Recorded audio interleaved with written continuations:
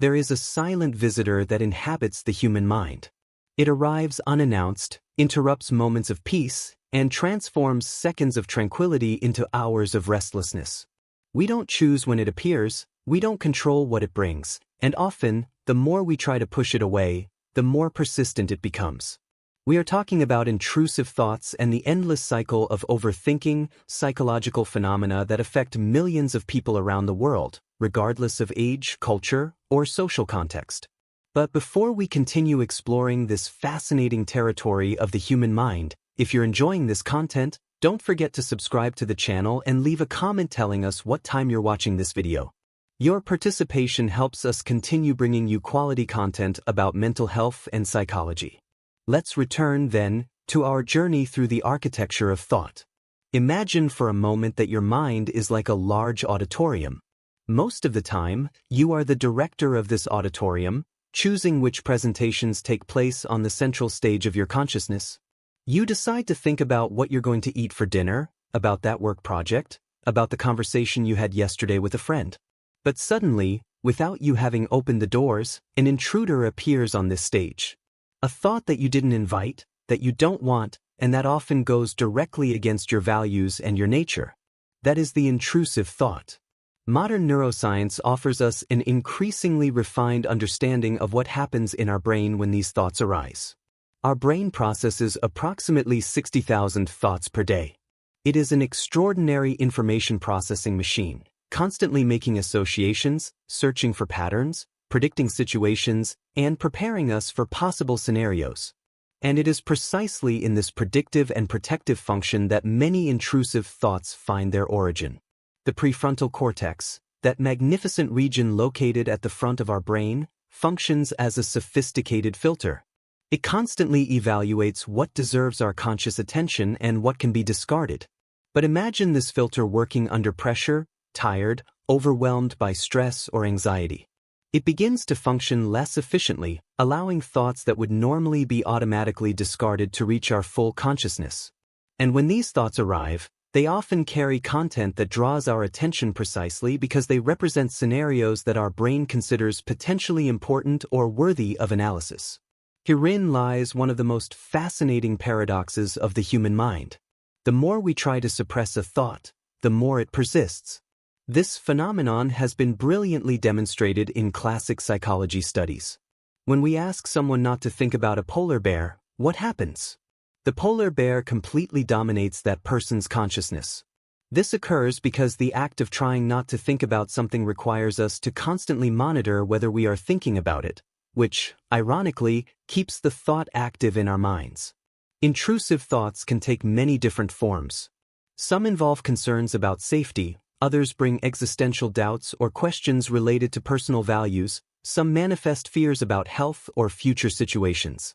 What is important to understand is that the presence of these thoughts does not define who we are. The vast majority of people experience intrusive thoughts regularly, but only a small percentage develop significant distress related to them. The crucial difference lies in how we react to these thoughts. A person who experiences an intrusive thought and simply acknowledges it as a random product of brain activity tends to let it pass without further consequences. But when we begin to attribute deep meaning to these thoughts, when we believe they reveal worrying aspects about ourselves, or when we feel responsible for controlling them completely, we initiate a cycle that fuels excessive thinking. Excessive thinking, or mental rumination, is like being trapped in a maze where each corridor seems to lead to an exit, but all eventually bring us back to the same starting point. It's the process of repeatedly analyzing situations, conversations, decisions, or possibilities, searching for answers, certainties, or solutions that always seem to elude our grasp. While normal reflective thinking helps us learn from experiences and plan for the future, excessive thinking traps us in an unproductive cycle that generates no genuine insights, only more anxiety. There is a profound connection between intrusive thoughts and overthinking. When an intrusive thought arises, especially if it is disturbing, our natural response may be to try to understand it completely, analyze it from every angle, search for its hidden causes and meanings. This overanalysis becomes fuel for more intrusive thoughts, creating an upward spiral of mental discomfort. Human evolution offers us interesting clues as to why our minds operate in this way. Our ancestors who were more vigilant, who constantly imagined dangerous scenarios, who mentally reviewed their actions looking for potentially fatal mistakes, had significant survival advantages. The one who constantly wondered if they were sure that bush wasn't hiding a predator had a better chance of surviving than the one who simply ignored potential threats. We inherited this hypersensitive alarm system, but now it operates in a world where dangers are very different and where excessive thinking about social, professional, or existential threats doesn't offer the same adaptive advantages. Brain chemistry plays a fundamental role in this dynamic. Serotonin, a neurotransmitter crucial for regulating mood and anxiety, directly influences our ability to make our thinking more flexible and disengage from ruminative patterns. When serotonin levels are unbalanced, the mind can more easily become trapped in thought loops. Cortisol, the stress hormone, when chronically elevated, negatively affects the hippocampus and prefrontal cortex, regions essential for memory and executive control, making it even more difficult to regulate our thoughts. But there is hope and understanding in all this complexity. Neuroplasticity, the brain's ability to form new connections and patterns, means that we can develop new pathways and break free from these cycles. Practices based on scientific evidence have demonstrated remarkable effectiveness in helping people develop a healthier relationship with their thoughts. Cognitive behavioral therapy, for example, teaches specific techniques for identifying distorted thought patterns and developing more adaptive responses. It's not about forcing positive thoughts or denying difficult realities, but rather about developing the ability to observe thoughts without being dominated by them, to question automatic interpretations, and to test the validity of our concerns through behavioral experimentation. Acceptance and commitment therapy offers a fascinating complementary perspective. Instead of fighting intrusive thoughts, this approach teaches us to recognize them as transient mental events, like clouds passing in the sky of consciousness. When we stop treating each thought as an absolute truth demanding an immediate response, we dramatically reduce its power over us. Mindfulness, or full attention, has emerged as a powerful tool supported by decades of scientific research. Neuroimaging studies show that regular mindfulness practices literally alter the structure of the brain, strengthening areas associated with emotional regulation and attentional control. The practice consists of training the mind to remain present in the current moment, observing thoughts and emotions without judgment and without the need to react to them. Consider for a moment the metaphor of a busy highway. You are standing safely on the sidewalk watching cars go by. Some cars are beautiful, others not so much, some go fast, others slowly. You can observe each car without having to run after it, without having to stop it to examine it completely, without feeling that you need to do something about each passing vehicle. This is the attitude that mindfulness cultivates towards thoughts. They arise, they pass, and we remain conscious observers without fully identifying with each thought that crosses our consciousness. But beyond therapeutic approaches, there are practical aspects of daily life that profoundly influence our propensity for intrusive thoughts and rumination. Sleep, for example, is absolutely fundamental. During sleep, especially in the deep sleep phases, the brain performs critical processes of memory consolidation and clearance of metabolic waste. When deprived of adequate sleep, our ability to regulate emotions and thoughts is dramatically compromised. A tired mind is more vulnerable to cycles of negative thinking and less able to exert executive control over the flow of thoughts. Regular physical activity has been shown in numerous studies to have significant positive effects on mental and emotional well-being. Exercise not only contributes to the regulation of neurotransmitters such as serotonin and dopamine, but also provides a context where the mind can temporarily disengage from ruminative patterns, focusing on bodily sensations and the present moment. Human social connection is another powerful protective factor.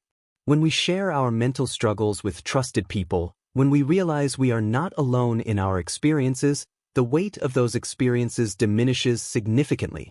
Social isolation, on the other hand, tends to amplify negative thoughts and create echo chambers where worries grow without external perspective.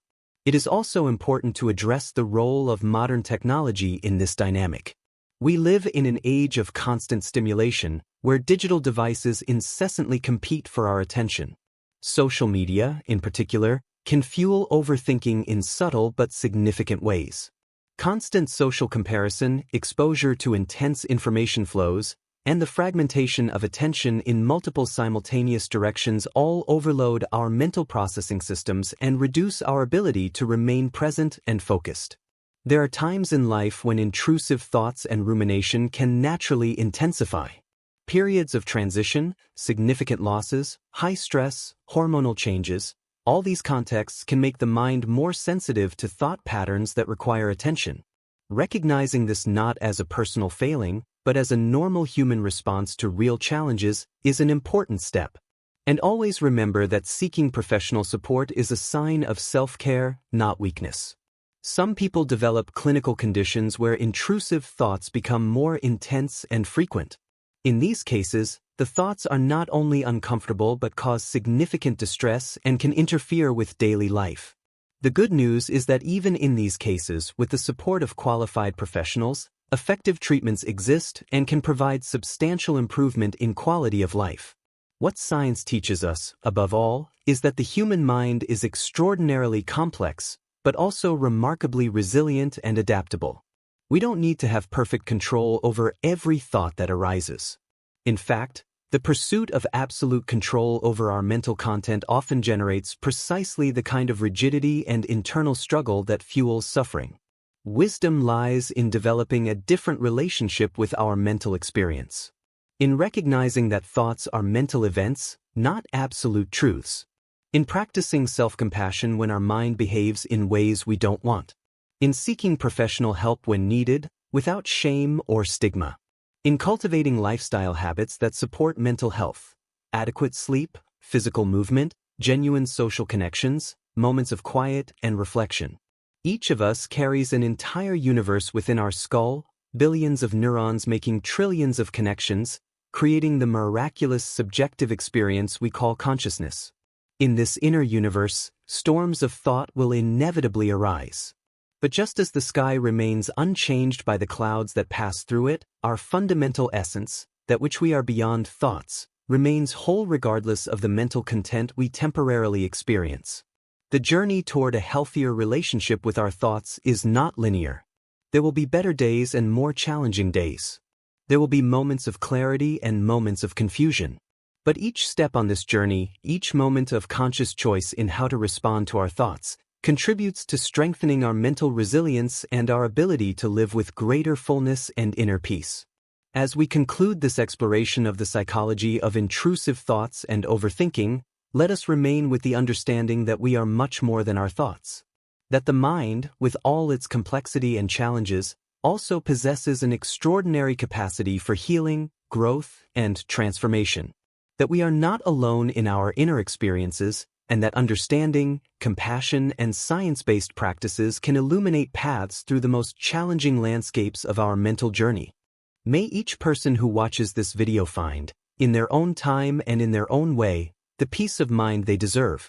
And may we all remember that our minds, created with all their potential and all their vulnerabilities, are worthy of care, patience, and kindness. Just as the Lord God created us with the capacity to think, reflect, and evolve, may we use these capacities to flourish toward a fuller, more conscious, and compassionate existence.